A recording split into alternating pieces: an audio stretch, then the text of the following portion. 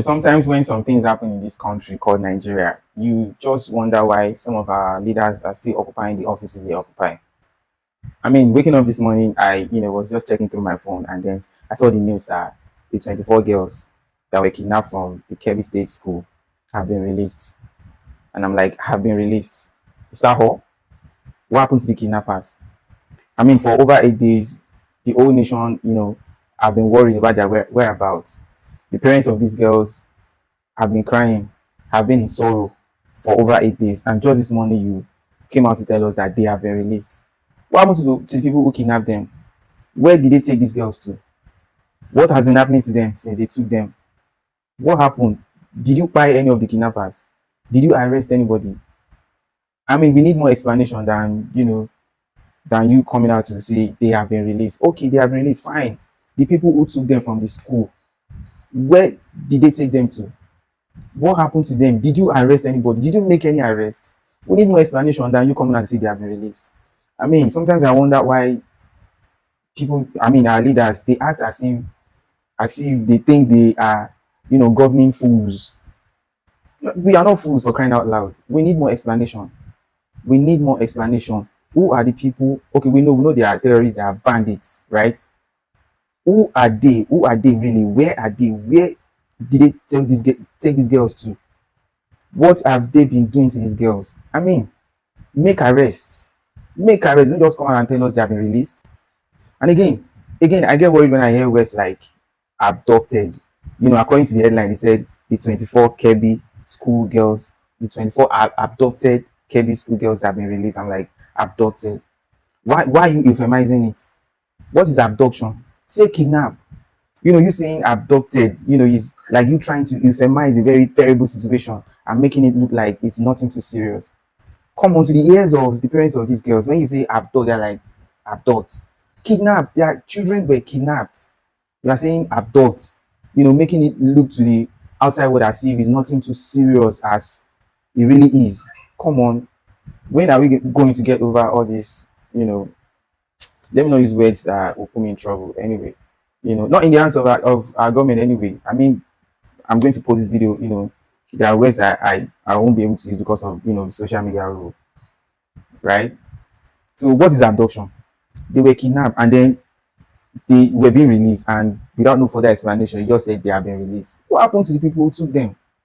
Let us know, where are these people? Can't these people be captured? Are they bigger than the Nigerian army? Are they bigger than Nigeria? Is this how we are going to continue living in this country? Every day we wake up to fear that something can just happen to anybody at any time. Just the other day, Major General, 3-star general, was taken away, and at the end of the day, they piled in. 3-star general, for crying out loud. If that can happen to a 3-star general, what happens to me and ordinary civilian? Come on. Come on.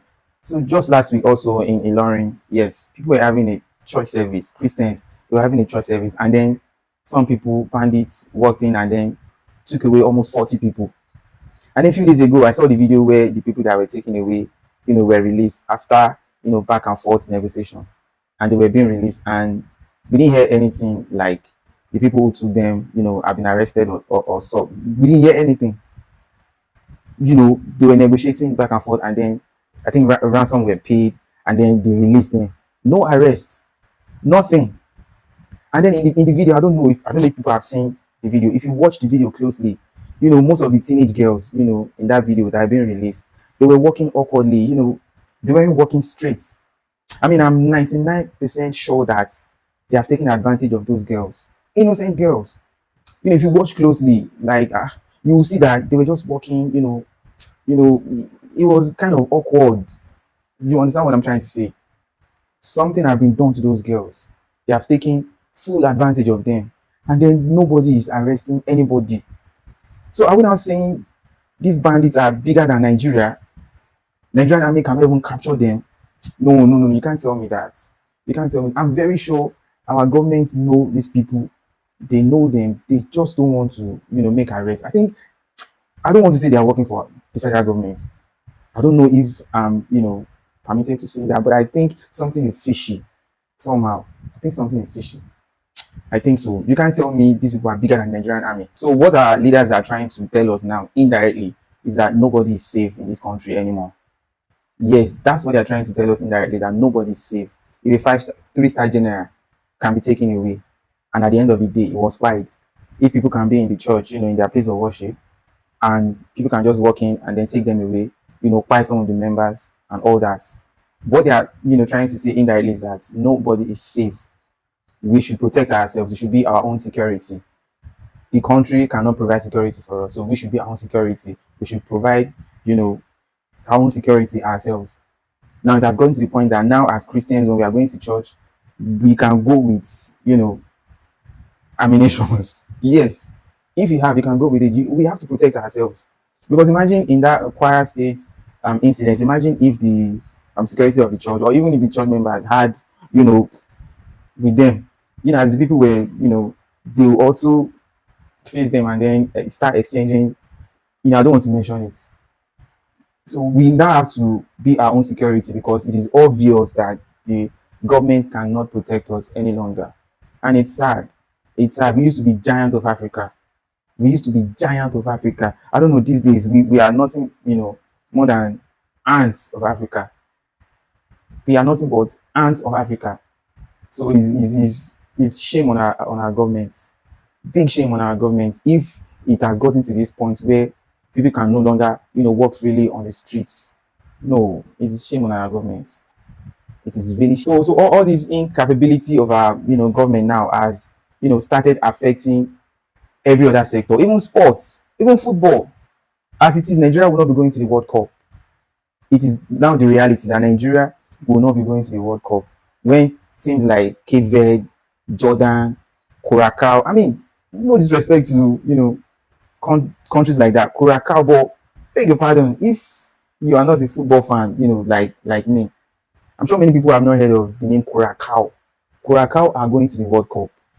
Curacao. It sounds like a country where they rear a cattle, or they are going to the World Cup. Cape Verde. Cape Verde.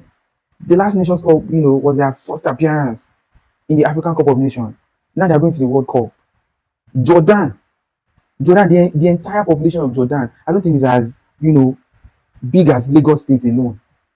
Jordan is going to the World Cup. Nigeria is not going to the World Cup.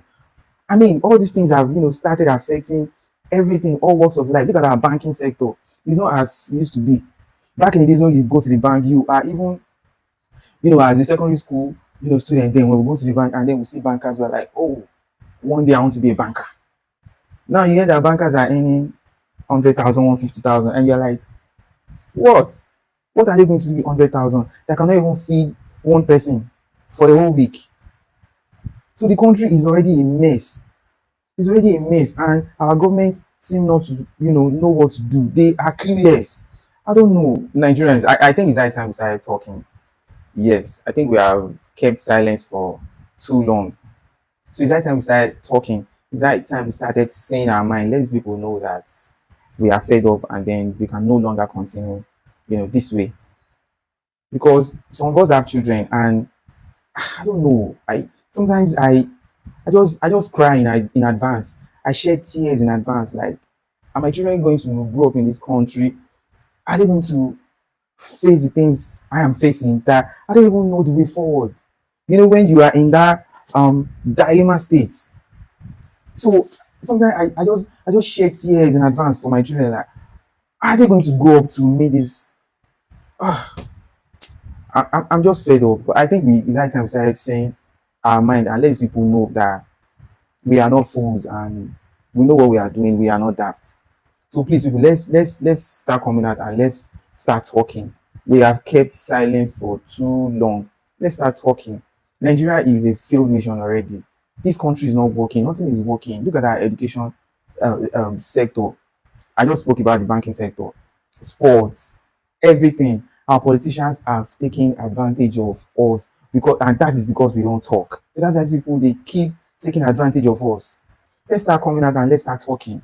Gone are the days when, as teenagers, we used to dream of becoming a lawyer, a doctor in this country. We used to dream of becoming a banker and all that, in this country, Nigeria. But these days, all most teenagers think of is how to japa out of Nigeria. That is if they're not even thinking of, going into internet, whatever. And for the girls, if they're not, thinking of using their body to, start making money. But for the ones who think the life is worth living and they want to make something meaningful out of life, they are now thinking of how to japa and then come back, or even stay over there and, start helping their country and try to take their family, beg your pardon, out of poverty and all that. So now people no longer dream of becoming a doctor, lawyer, banker in Nigeria. It is that bad. It is really that bad. I mean, I have a 9-year-old son who is about to be 10 anyway. And for the past 2 weeks, this boy has been telling me that, Daddy, I want to leave this country. I'm like, what? He's just 9. He's not 10 already. And for 2 weeks, he has been telling me that. Okay, the first time he told me, I said, why? He said, my classmate mentioned the boy's name. He said his dad has taken him to Canada. Oh, Daddy, I want to go to Canada. I said, why? He said, because I'm tired of this country. I'm like, a 9-year-old, tired of this country? Beg your pardon? So it is not that bad. A 9-year-old boy wants to japa. Nigeria is a joke.